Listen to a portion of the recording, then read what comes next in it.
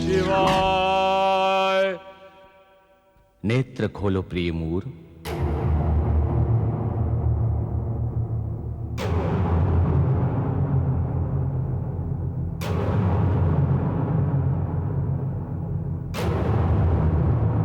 प्रणाम देव अधिदेव महादेव, प्रणाम। कहो वत्स, क्या चाहिए तुम्हें? मुझे ऐसा अपार बल दीजिए कि मैं समस्त देवताओं सहित विष्णु से सदा सर्वदा पराजय बना रहूं।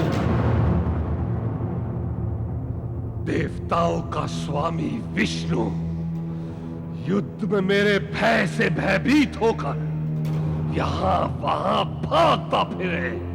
हे तपस्वी असुरमूर, ऐसा ही होगा। तुम्हारी इच्छा अवश्य पूर्ण होगी। तुम्हारे पराक्रम के सामने देवता तो क्या, स्वयं भगवान विष्णु भी नहीं टिक पाएंगे। परंतु तुम्हें एक बात का सदैव ध्यान रखना होगा। वो क्या जगत प्रभु? अपने बल और पराक्रम के मद में आकर तुम भविष्य में किसी अबोध बालिका पर अत्याचार करने का दुस्साहस नहीं करोगे। अगर किसी अबोध बालिका पर अत्याचार किया तो तुम्हारी शक्ति समाप्त हो जाएगी और वही बालिका तुम्हारी मृत्यु का कारण बनेगी।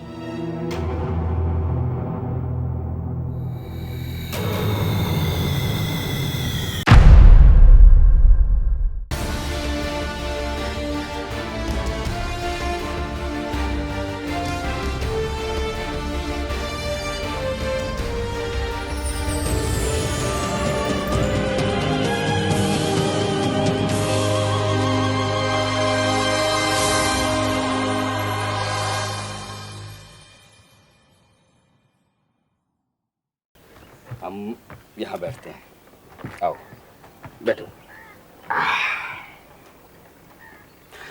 वो देखो बेटे, वो सामने जो कश्तियाँ खड़ी हैं ना, वो सब हाउस बोट हैं। मुझे मालूम है, अहमद अंकल ने मुझे सब बता दिया।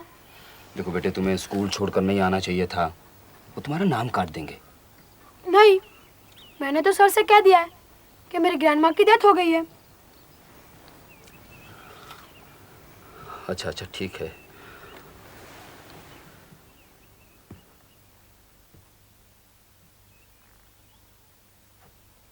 पापा, ग्रैंडपा कहाँ है? Let us go to him. बेटे वो लेक में गए हैं। पापा, वो सामने के सारे हाउस बोट ग्रैंडपा के हैं? नहीं नहीं, ये जो इधर वाले 3 हैं ना, ये हैं गुलशन, गुलफाम। पापा, look, grandpa is there. Oh, he looks great. बेटे सुनो, तुम वहां जाकर खड़े हो जाओ। जब वो आएंगे ना तो उनको सलाम करना है।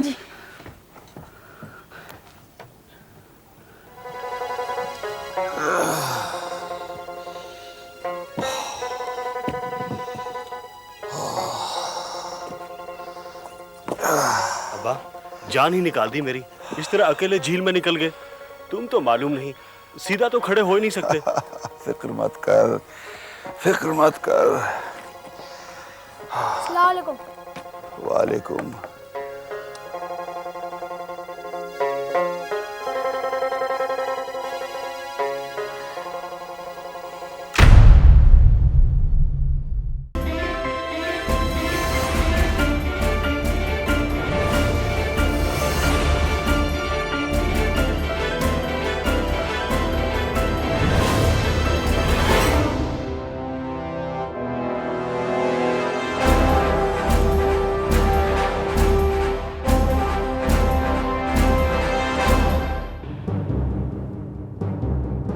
अग्निदेव, क्या तुम इन देवताओं की सहायता के लिए हमारे समक्ष बाधा बनकर उपस्थित हुए हो?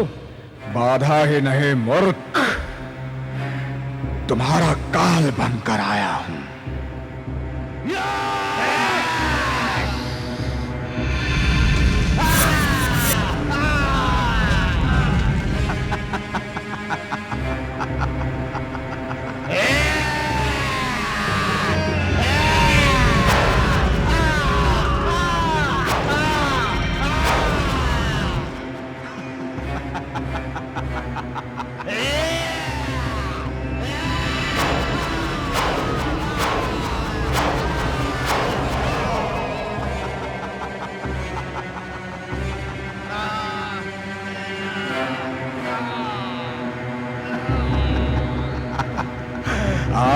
महाबली चक्षुर,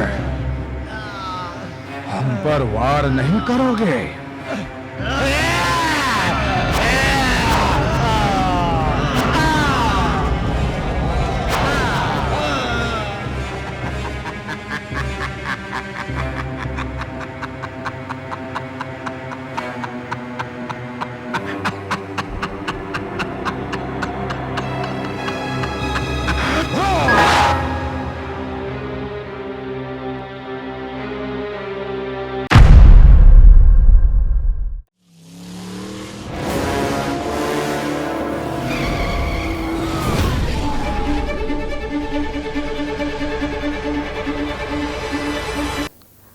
बाजार के पीछे जो पेड़ों का झुंड है, पहले वहां लगे, फिर झाड़ियों के बीच में से गुजरते हुए उस मकान में ले गए।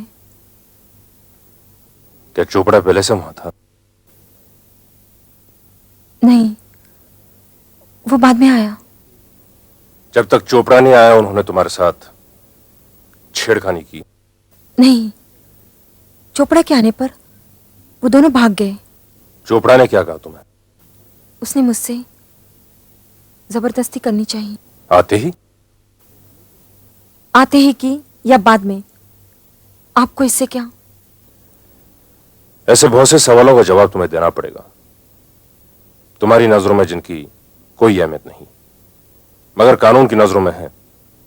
हाँ, और एक बात बता दूं, जो बयान तुम मुझे दे रही हो वो तुम्हें वकील को भी देना पड़ेगा, और अदालत में खड़े होकर भी। मेरी माँ तो वकील की फीस नहीं दे सकेगी। वो गरीब, किस मुसीबत में मैंने उसे फंसा दिया। उस बात की फिक्र तुम मत करो। तुम्हारी पैरवी के लिए सरकार तुम्हें वकील देगी।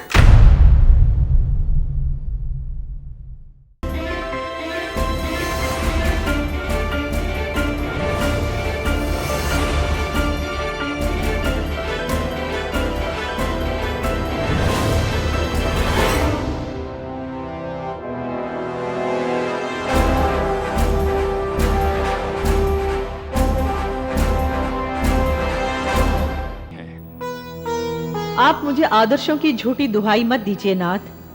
बोलिए, कौन अपना है? वो जिन्होंने पिता होकर अपने अधिकार का दुरुपयोग तो किया, किंतु उन्होंने अपने कर्तव्य को भुला दिया। जिन्होंने आपको अपमानित करके मुझे मानसिक पीड़ा पहुंचाई है, उनसे मेरा कोई मोह नहीं है। आप एक नन्ही सी बालिका के समान हमसे हट ना करें सौभाग्य। हमें आपके परिवारजनों से हार्दिक प्रेम है। मैं ऐसे झूठे प्रेम के अभिलाषी नहीं हूं नाथ। प्राणेश्वरी, आप हमारी भावनाओं को समझने का एक बार प्रयास तो कीजिए।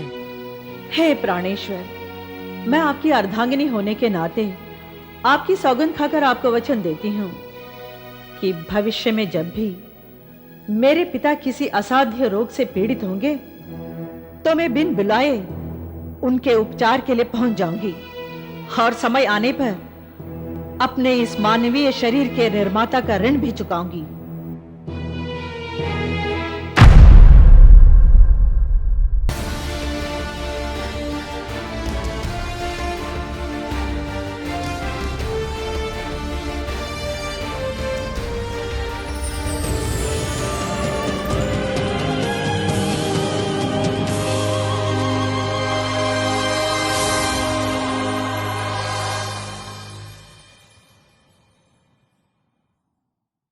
सत्यनिष्ठों के वंश में एक मिथ्यावादी का जन्म हुआ है, ये कहकर सब उपहास करें। आप ये कह दे कि आपने कोई वचन ही नहीं दिया है। नहीं दिया है प्रभु। बस करो अपने प्रलाप। अपने कांटों जैसे वचनों से मुझे बीन बीन कर मत मारो। क्या कहा आपने? रवि कुल को अपयश दिलाने की नीचता इस दशरथ में है, ऐसा तुमने कैसे सोचा? सत्य हरिश्चंद्र, जिस सूर्यवंश में सत्य हरिश्चंद्र ने जन्म लिया, उस वंश में कदापि मिथ्या नहीं कह सकता। तुम अपने स्वार्थ के जाल बिछाकर अंत में यह क्रूर कार्य करने पर तुली हुई हो। हाय रामचंद्र, बिना कोई अपराध किए मैं तुम्हारे साथ अन्याय कैसे करूं? अपने दिए वचन के लिए मैं तुम्हें बलि का पशु कैसे बना दूं? नहीं कैकेयी, नहीं देवी, इतनी कठोर मत बनो।